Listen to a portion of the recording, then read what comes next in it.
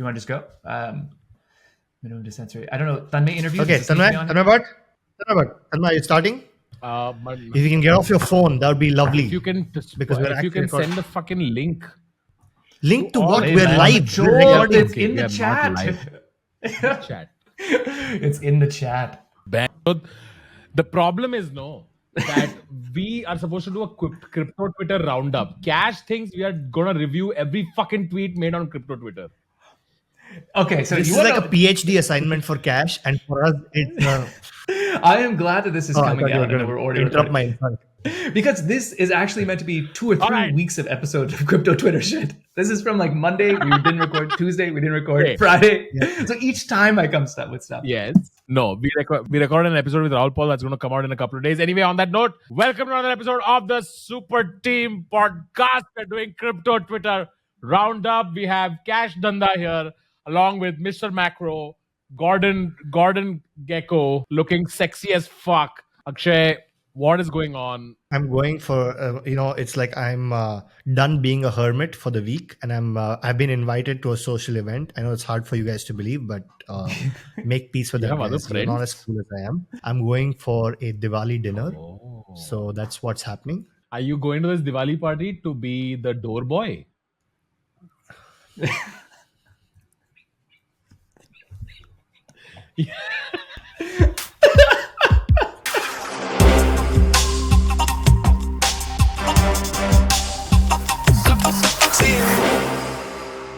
All right, we're going to begin today's episode with the cool section. Cash, what is our first cool tweet? We got a tweet here based on an essay written by our very own Shetty Saib.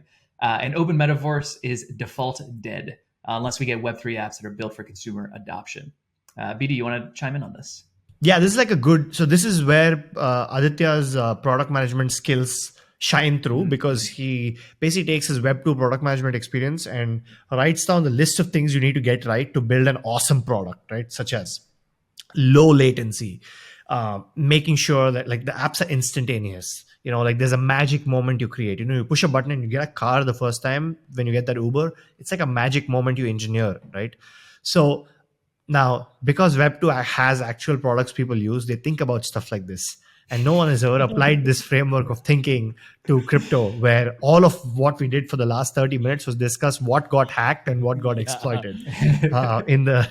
So he's applied that, that culture of product thinking to Web3 and come up with like a sort of like a Bible of sorts, if you will, for founders and product managers building products in crypto, explaining why they should do the following things, right? Go mobile first, build a fast app. A slow app is a dead app, right? And customers won't meet you halfway. It's not like if you design an awesome wallet interface that solves the problem of customers not wanting to remember 12 random words and writing it down and not wanting to lose it. You have to solve that as well. Deliver a magic moment quickly as soon as you get onto this application, and then read, write, own doesn't scale if people need to pay for it. And that basically talks about how gas fee, you can't expect people to buy the native token of the blockchain and then pay for gas fees with it. You have to abstract away all that complexity. So anyway, this is a really good article. It makes a case for building products by reverse engineering what people want, rather than working backwards from some version of decentralization that crypto Twitter really wants you to have. This is a great piece. I also read this. All right, we're going to link this in the description for those who haven't seen it. Please do go check it out and follow Aditya on Twitter and let him know that you read it. This is a quick one. A lot of people talk about, what are the use cases of crypto? What is it actually good for? What real problem is it solving? There's a debate about how many real use cases we actually have in crypto right now, but one is for certain. And that is stablecoins. Somebody pointed out the average cost of sending money internationally is 6%, which is about $16 billion a year in just fees, versus stablecoins, which, especially if you're using a network like Solana, are basically free, right? Yeah, this is for stablecoins on networks like Solana, because it takes $16 billion to send $20 on ETH. So it doesn't really apply to all of crypto. some L1 blockchains. We don't even say anything about other chains that it's bad, and we already get like comments on Twitter saying you guys are Come shilling on. Solana. No, come on. So, I think Ethereum gas fee being not that scalable is now accepted. Just first, a little shout out to one of our 14 listeners who heard us talking about MEV and then started to decide to go and build some stuff in the MEV domain. So shout out to this folk right here. Watched too many Superteam podcasts, then had an idea about MEV bots, and now is building one. So just wanted to shout this out. If you're building something inspired by anything we say on here, reach out, let us know. We'd love to take a look. Yeah, and we'd love to take a look, and we'd love to see if we can take 10% of any money that you make, and we'd love to be a part of your journey. No, Tanmay. No, that is a security. Oh, We're not doing that. it's a joke, man. Yes. It's a joke for giving This us is the why we have a idea. lawyer. I don't think that's a security. It's not. I just wanted to mess with them. Just because he's wearing a nice kurta doesn't mean everything he says is fucking true, all right? Shout out to Kevin.eth who's building this. Thank you very much for listening and applying these ideas. What are the other listeners doing? Actually, this is honestly like the best ROI on this podcast or whatever this is that we film, because we're obviously not doing well in views. And the best part about this is at least the few views we're getting, people are going and applying the knowledge. Right. So maybe you, Tanmay, you need to stop insulting me and Cash on this show, and we can actually cover more tweets that are useful. Right. News you can use, not people you can abuse. This guy right here, London Grug, is an MEV kind of hunter or a searcher, as they kind of call them, right? So he posted this photo of some code and just said, hey, like, what is wrong with this code? And some people responded being like, oh, nothing's wrong with this code. Actually, you know, this person right here, I still use code like this. It says fine as long as you have a balance checks everywhere, right? London Gork, then now knowing that this person's contracts were there with this potential exploit, went ahead and just robbed them. And they just they exploited that code. So they put this out as a bat signal to see who's actually doing this, as a way to identify the next person that they could go after. And what's cool about this is that, like, in the MEV community, this is aspirational. This is like fine. This is doesn't feel like stealing because it's so like PvP at all times. They are like kind of celebrating this going on in there. MEV is a whole different world, is the point of the story here. So someone willingly exposed a bug in their contract saying, hey, this is fucked up. No. So somebody posted bad code and then waited until somebody else would reply and say, oh no, that code's not that bad. I used that code. And then the attacker, now knowing who used that code, went and took their money. Yeah. So this is like a self-report. It's like someone putting out a tweet saying, hey, is anybody else's password? And a bunch of people replying, that's my password. So stupid. Cool tweet of the week. Uniswap, big raise during the bear, raised $165 million in Series B funding. Wow. Deserves it. Uniswap deserves every rupee. What a great protocol. Works like a charm, never goes down. Is perfect in every way possible.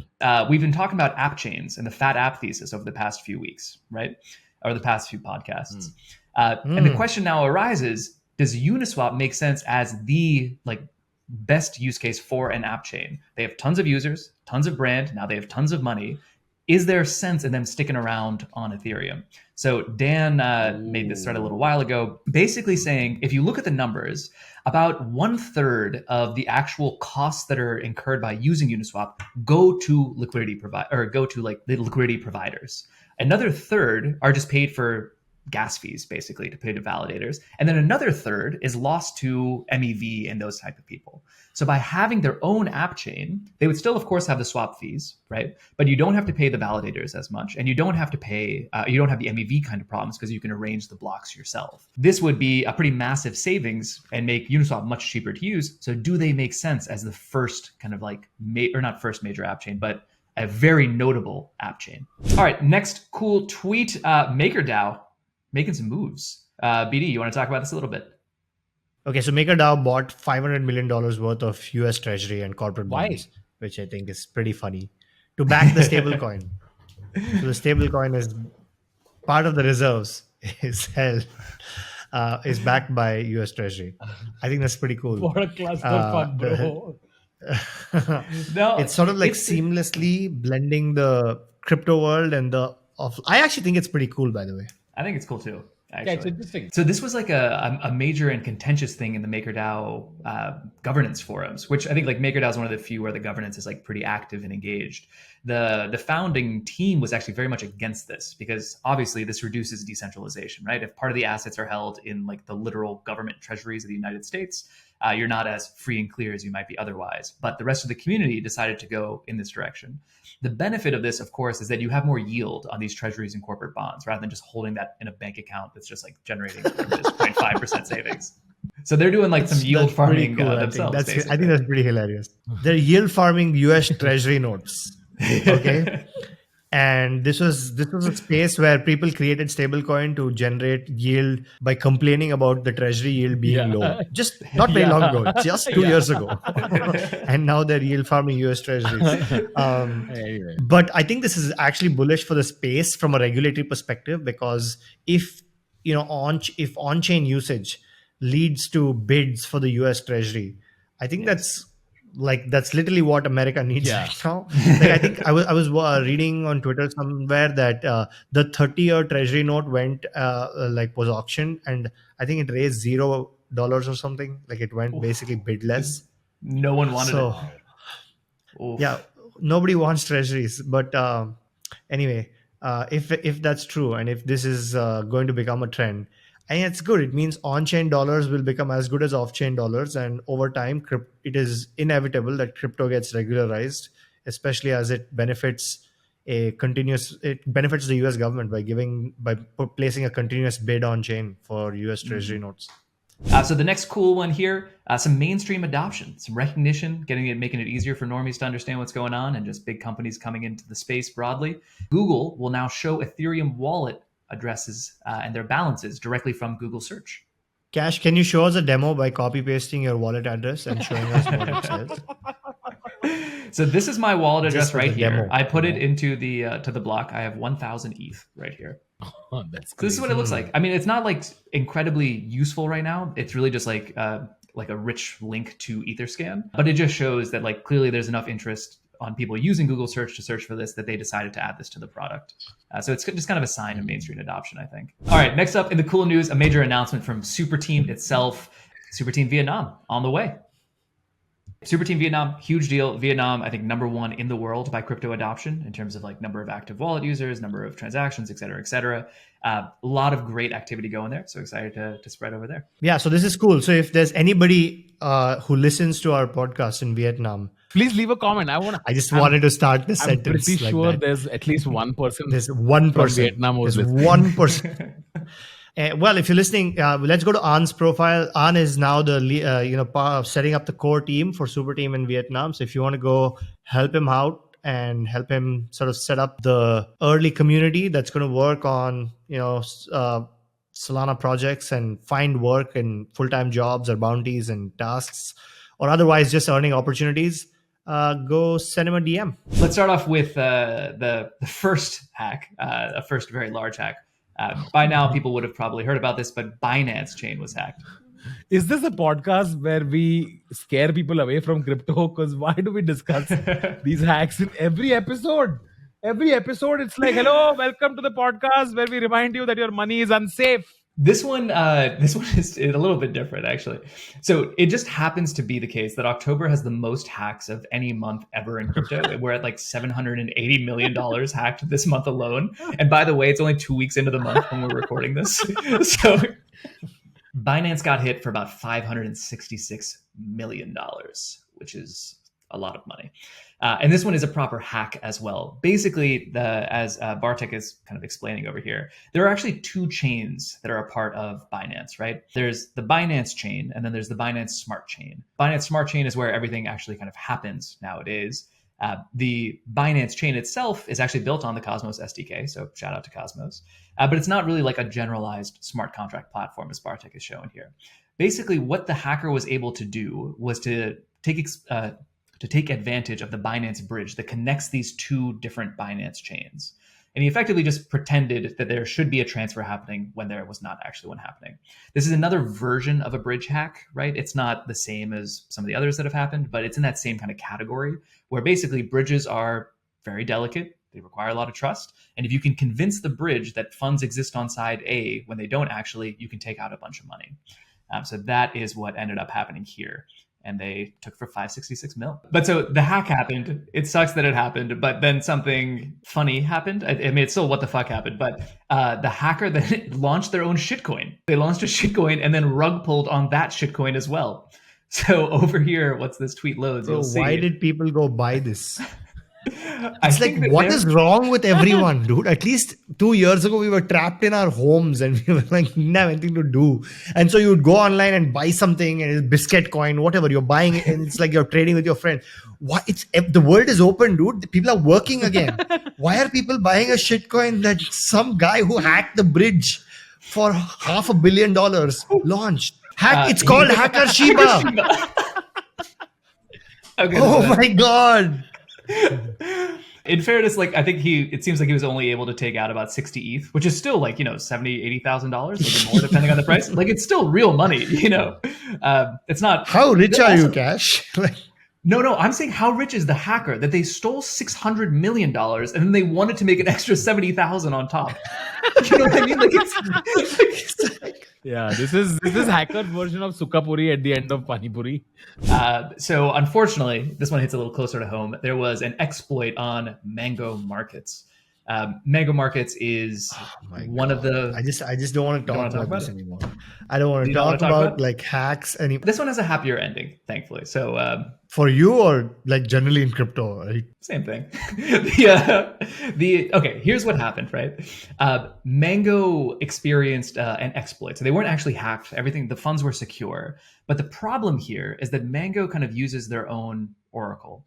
And it's a little complex what happened. Basically, the exploiter put $5 million into Mango for a future position on the Mango token itself, which is very illiquid, right?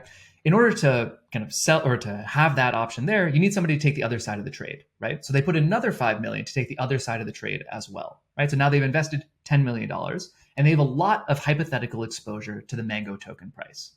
Now, for that person, they're delta neutral, right? Because if it goes up by $1, then their short position goes down by $1, right? So they have these large position that in theory just kind of balances out. So there's not really any profit there. So then why did they put $10 million, you might be asking yourself, into this delta neutral position, half long, half short? Well, they then took some other money and increased the price of Mango on other exchanges, on centralized exchanges in particular, right? They were able to do this and to manipulate the price really easily because Mango does not have a lot of liquidity, right? So if you put in, let's say, $10, you can move the price by $2 effectively, right? So they have these two positions. They then increase the price dramatically on other exchanges. I'm talking, it went from 3 cents for a Mango token to 91 cents for a Mango token. Okay. Right? So now net on their long and short futures positions, or their long and short perps positions, they're delta neutral, right? Their short position is down massively. It's down like $400 million or whatever it is, right? But their long position is now up $400 million. And against those paper profits, they were able to borrow $100 million out of the Mango protocol, right? They said, hey, here's my collateral. The collateral is this long position that's worth 400 million because it went up by so much over on this other exchange. Let me borrow 100 million against that. And Mango as a protocol said, yeah, sure, right? Then when Mango tries to close the short position, you just kind of vanish, right? And it's not a big deal. You lose your $5 million of collateral, but you've taken out the $100 million in the borrow that you never planned to pay back. And that's how you walk away with $100 million here. So this is like classic market manipulation. Actually, there's there's 2 points to be made here, right? One is you got to trust your oracles, right? So this was not an oracle attack of any kind. So Pith and Switchboard in the early days of the hack, there was a lot of kind of pointed fingers going to them. It was not an oracle attack. This was just old-fashioned market manipulation. So that's number one.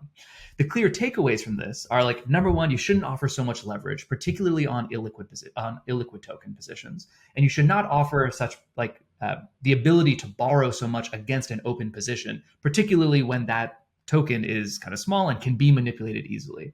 Mango allowed 4x leverage on that long position, which is why their paper gains were 400 million. And then they allowed them to take out 25% as a loan, right? So it shouldn't be 4x leverage and it shouldn't be 25% as a loan. So then what ended up happening is that as a part of this, the exploiter had a bunch of Mango tokens, right? So then they put up a DAO proposal in the Mango DAO to say, hey, pay back these funds. And then they used the Mango tokens that they had exploited to just weight the vote very heavily towards yes. So basically, they then stole a bunch of Mango tokens and were able to kind of change the way that the DAO works, because it's all token-based governance, to kind of go in their favor, which is even crazier, I think. So then, after all of this happens, what comes to light is that somebody was talking about exactly this kind of hack in another Discord server. It comes to light over here. So shout out to Chris Brunette for finding this. This person over here who goes by Vyers, Creditor, and Honest Person, that's their Discord username. I've been asking about this, be like, oh, I think I could probably do this. And so by kind of backtracing this, they were able to figure out who it was that did the exploit, or allegedly who it was to do the exploit. BD, that one's for you. And it turns out that person has a history of doing this kind of thing. They ripped off Fortress DAO for like $2 million before. They had a $12 million other problem over here. So now, and here's where we get to the happier part of the story. It's not a space. It's not like an industry. So this was in general very cool that people were able to do this sleuthing and within about 48 hours figure out who it is. And then perhaps prompted by the general recognition of who it is, or perhaps for other reasons, they kind of got in touch with the Mango team, it seems like, at least in some fashion, because as of yesterday, an official proposal has been put up.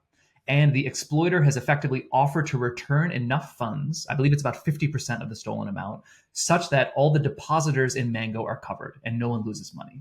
Well, in exchange for their large heart, they say very specifically, you will not pursue any criminal investigations or seizing of the funds once the tokens are sent back. Fair enough. That's just not how criminal investigations work. That's the prerogative of the state to start a criminal investigation. Imagine you murder someone and say, like, to the relatives, please don't, like we'll have a compromise. Please don't, like, call the cops. I'd say I'm glad that this is going to come out after this proposal is done, because I don't want him to hear this and then to renege on this promise. Like, please make the depositors whole. They don't listen to our podcast, bro. Nobody listens. Oh my God. All right. Here's the happy ending, though, before we move on. As of like literally 2 hours ago, as we're recording this, they've started to send back the funds. So it seems like if you are a depositor on Mango, you are going to be made whole, which is very good for the space, because otherwise that's like $50 million in retail deposits that are lost. Mango is also used by a lot of other DeFi protocols in Solana because of this composability aspect of Solana. That's like the whole benefit. The downside is obviously if one link in the chain crumbles, it can have knock-on effects. So it's very important that these funds get returned, and they are. So the story ends on a happier note than some of the others, at least. Certainly happy. Ends on a happier note than the next story we're going to talk about. Should we talk about the last what the fuck story of the week? I'd rather just read the news, general news. So we're not talking sushi?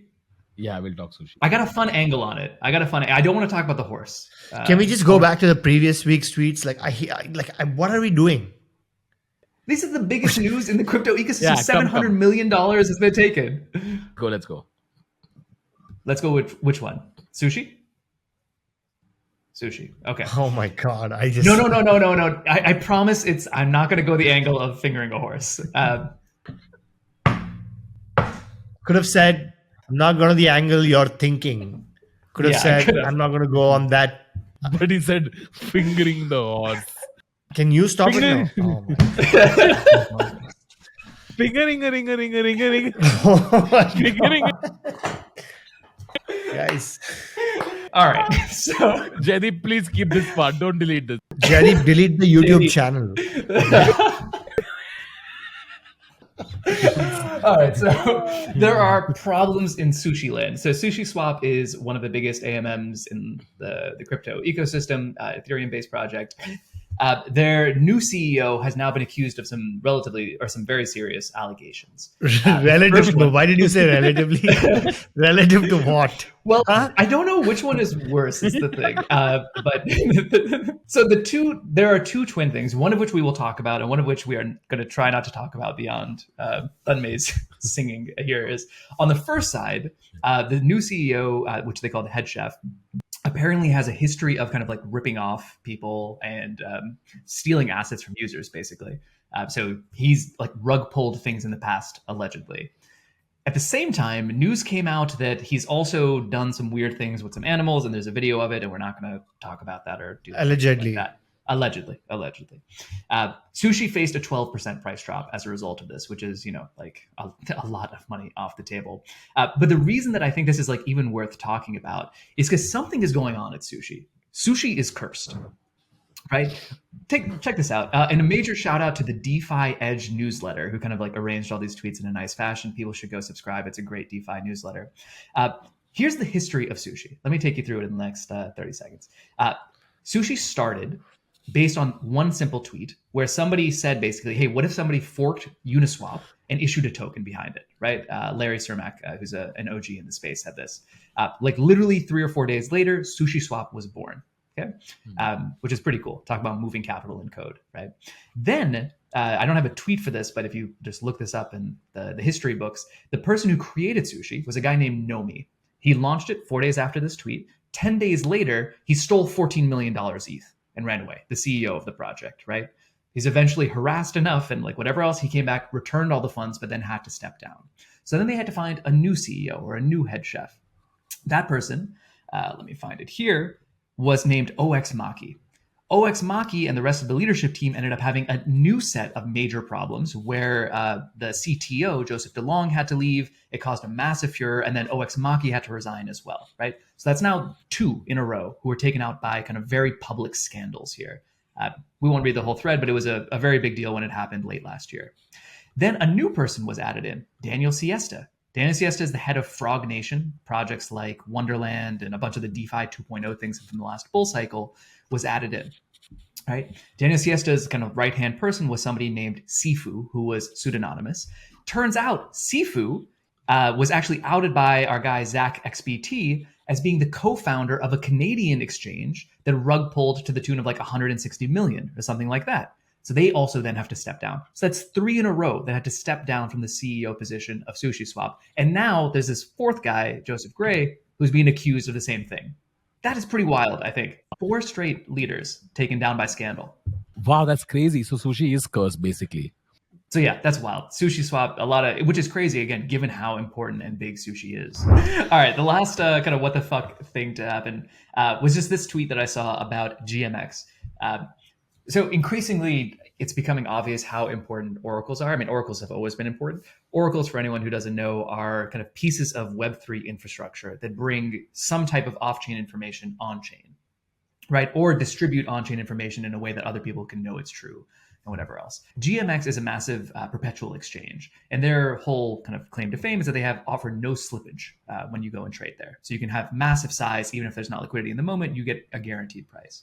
Well, this seems pretty bad because GMX uses their own price oracle, and it's getting absolutely jacked up by these MEV bots. It turns out that over the last 40 days, 10% of the total protocol profits, which are meant to be distributed to GMX token holders, are actually being taken away by MEV bots because their oracle does not update fast enough.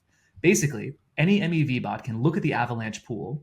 The mempool is where all the transactions that are being kind of offered are placed. MEV bots can just buy the assets from GMX right before the price increases due to these new orders that are coming into the mempool. This is like really bad Oracle design. I think the team is aware of it. They've known about it through ImmuneFi, the bug bounty platform. But it just goes to show like you got to pick your oracles correctly because some are better than others. And if you don't, then you can lose $250,000 a month in lost profits, basically. Okay. Oh, Mr. Macro. We got Mr. Macro time. Macro. What is the tweet? Can you explain? I don't know what this means. No, I'm kidding. Of course I know what it means. As a experienced bond trader, I can tell you that the 30-year treasury note last week went bidless. I don't know. I think this basically means that everybody will believe that the Fed will not blink and they're going to start talking about 8% interest rates and how it's going to be a regime where the market will go sideways for many years, if not, or just down only. And then at that point, the treasury will have no bid. And if that happens, then somebody has to buy that, right? Otherwise, the cost of servicing debt goes up over time. And like if interest rates keep rising, the cost of servicing debt goes up and there's no money to pay that. So somebody has to buy those treasuries and bring the interest rates back down. And so it contemplates a regime that many refer to as yield curve control, which is basically peg the yield curve and the rates on the duration curve. Just peg it at some percentage. And to be able to do that, you have a continuous purchase of treasuries by the central bank. They just create artificial demand for it so that the interest rates stay at that level. Wow, you're going to be so fun at this Diwali party. I'm going to be so excited to hang out with you, man. Well, Cash is talking oracles and I'm talking bond yields on the 30 years. And I am yelling, goody. Yeah. There's a reason all of us are friends and we have none other. So, let's just move. What's the next one? If anyone's done any NFT trading, I never did a lot of it, but I keep getting these random airdropped NFTs in my wallet, right? On OpenSea, and then they show up on OpenSea and they show up on whatever other platforms, right? And it's really annoying because then I keep getting offers on these spam NFTs, right? So you can see here, this is not a real NFT, love addicted girl. And people keep making offers on this fake NFT. And I get emails on this all the time. I'm sure people who are watching do as well. Basically, this is a scam, right? So the way the scam works is Cash discussing something awful that's happening in Twitter? Would never guess. But it wasn't clear to me how this was a scam, right? It's you're offering to give me wrapped ether. How are you scamming me in some way? And it's all happening through OpenSea, so you can't drain my wallet or whatever. It turns out the point of what's going on is in the description of the NFT, they're counting on the fact that you'll be why the fuck are people trying to pay me for this free airdrop NFT? That you'll go to the website and connect your wallet. And once you do it there, you get absolutely wrecked and they'll take all your funds.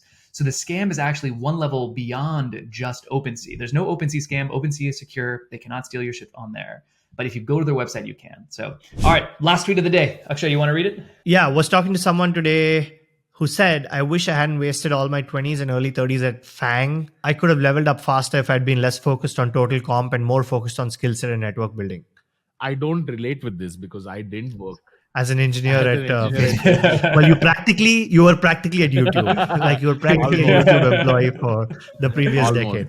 But this is one of those things, right? Where it's it's sort of you're in that hothouse environment and you're optimizing for level 6 and the next salary bump, and you're sort of there's a local maxima that you're obsessed with. You're losing time, especially if you're not doing something that you want to do in your life and you're sort of just going through the years, because it's also making you really risk averse. When I quit my job, I realized how risk averse I had become, because quitting the job was truly an 8 to 9 month process. It was not a step, it was a process. I lost a bunch of time there, and I did lose a bunch of time even after that, because I had to train myself to be okay with the volatility of not having that monthly salary. So this is good advice, I think, honestly, for somebody who is early in their career and wants to take some risks. It doesn't mean you need to start a company, but you can certainly work for yourself and try freelancing to train yourself to be okay with the volatility of that. And if it works out, you'll be able to sort of apply yourself. Outside. I think if you spend your earlier life focusing on skill set and network building and that kind of thing, basically what is it? If you work on your skill set and your network, you're basically setting yourself up for asymmetric opportunities more early on, right? Whereas all the FANG companies, I don't know how much more upside is left in any one of those. Do they still teach you how to take risks anymore at any of these companies? I mean, you can literally calculate your sort of compensation out over 5 years, because exactly, even if you perform really well, right, there's a ceiling to what that looks like, and you can predict that over 5 years.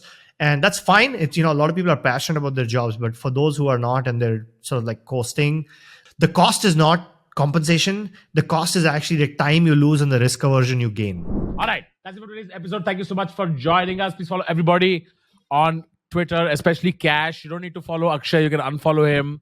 It's fine. Block Tanmay and tweet to me. I will RT you. And go check out all the links in the description, especially Aditya Shetty's essay. You guys should go check it out. On that note, see you guys next time, and goodbye. Happy Diwali. Happy Diwali.